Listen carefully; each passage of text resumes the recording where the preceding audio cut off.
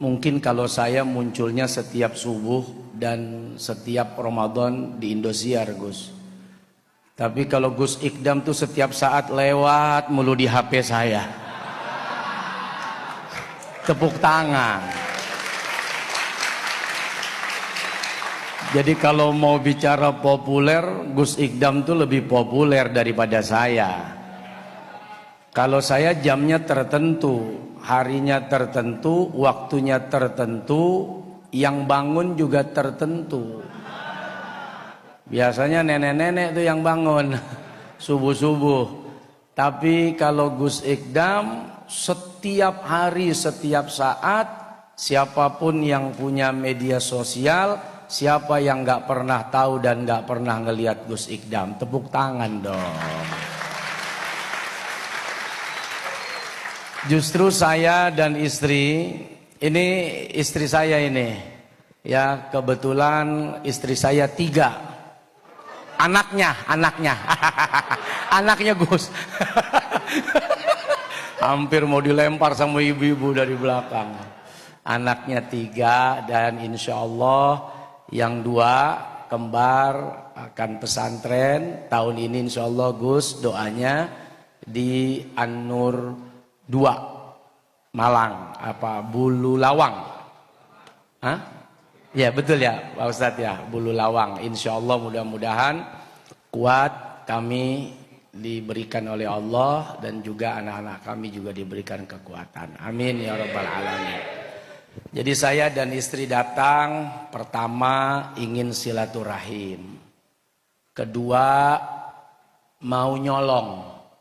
Tahu nyolong? Ini kan mantan tukang colong, mantan tukang curi. Jadi saya datang ke sini justru mau nyolong, mau nyuri. Nah, ini ada nyuri yang dibolehkan, ada nyuri yang justru bagus. Nyuri apa tuh? Nyuri duit, nyuri ilmu, nyuri akhlak, nyuri sifat. Bagaimana tadi saya diajak muter sama Gus Ikdam, disitulah saya curi. Beliau nggak ngasih, tapi saya curi, halal ya Gus ya. Apa yang saya curi? Bagaimana amaliyah beliau, muter, menyapa, menegur, walau sekedar senyum, walau sekedar salam, walau sekedar menjawab apa yang disampaikan oleh ibu, bapak, bahkan anak-anak kecil. Dikasih duit, dikasih uang buat jajan. Menurut kita mungkin sederhana, menurut kita mungkin kecil, tapi di mata Allah dan Rasulnya itu adalah amalan besar. Kenapa? Karena banyak orang bercita-cita nanti kalau saya duitnya banyak baru saya kasih orang. Beliau 5.000 per orang, cuman kalinya 10.000. Tapi 5.000 itu dibagiin satu-satu setiap ketemu anak-anak kecil. Kita ini ngebagi nunggu duitnya 100.000. Malu saya masa ngasih 5.000. Tar kalau punya 100.000, tar kalau punya 1 juta, tar kalau punya 10 juta. Begitu punya 10 juta, kita nggak ngasih anak lagi, tapi ngasih showroom. Niatnya nunggu besar baru beramal. Pada akhirnya banyak orang tertipu sampai mati. Jangankan yang besar, yang kecil saja tidak dia amalkan. Tapi beliau tadi Masya Allah 5.000, 5.000. Anak-anak kecil gembira, senang, idkhulus surur, menyenangkan hati orang. Itu yang mahal. Dan itulah yang menjadi kafarat, penghapus. Bagaimana ada seorang ayah datang kepada Nabi ngadu kan tentang dosa-dosanya, ketika ditanya nggak mau nyebut, mungkin karena malu. Akhirnya pulang nih orang. Datang malaikat Jibril menginformasikan kepada Nabi, ternyata orang itu sudah diampuni oleh Allah. Apa kafaratnya? Menyenangkan anaknya. Anaknya di rumah dibawain makulat, makanan ringan, receh. Apa di sini makanan yang murah, Gus? Kira-kira pecel. Pecel apalagi? Wah, lemper. Coba saya mau tanya nih, banyak nggak orang tua, bapak yang malu bawain pecel atau pisang goreng atau lemper sama anaknya? Oh, nanti kalau punya duit beli ayam pop, rock, dangdut, jazz baru. Nungguin punya uang beli ayam pop baru. Niat nyenengin anak pulang ke rumah. Padahal pisang goreng aja bisa menghapus dosa. Padahal pecel martabak yang murah. Atau ada rambut nenek-nenek. Tahu rambut nenek-nenek? Macam gulali. Kita malu bawanya. Masa buat anak cuma gulali. Masa buat anak cuma permen. Malu.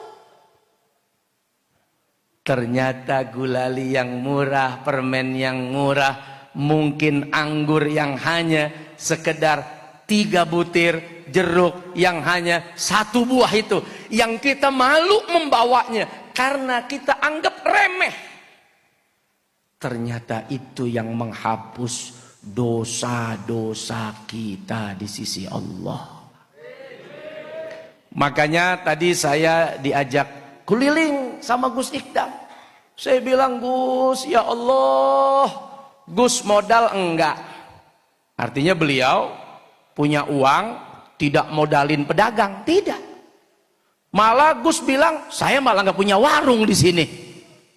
Tapi berapa keluarga yang hidup bisa makan anaknya, bisa makan istrinya, mungkin bisa bayar hutang dan selamat dari kecelakaan ekonomi sebab adanya Sabilut Taubah yang diadakan oleh beliau di markas ini.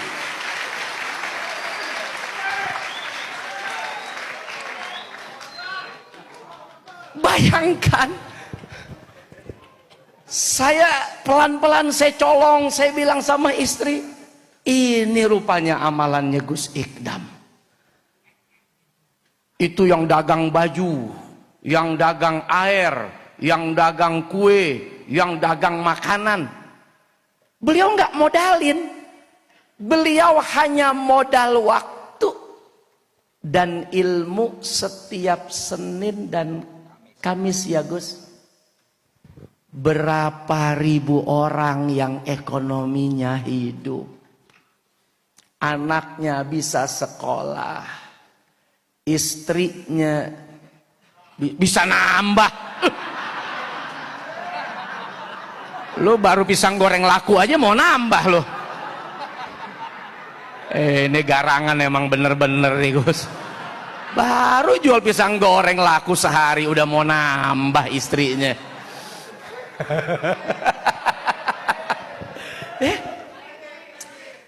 Bayangkan beliau bukan mengeluarkan, kalau dihitung itu berapa puluh miliar orang bisa dagang di sini. Beliau nggak ngeluarin uang puluhan miliar untuk modalin orang punya usaha, cukup modal waktu. Senin Kamis ribuan orang selamat ekonominya. Kelihatannya sepele. Kita berpikir, tar kalau ada uang baru kita bantu, tar kalau ada uang baru kita berikan, tar kalau ada uang baru kita kasih modal. Ternyata menyelamatkan ekonomi orang tidak selalu dengan uang. Beliau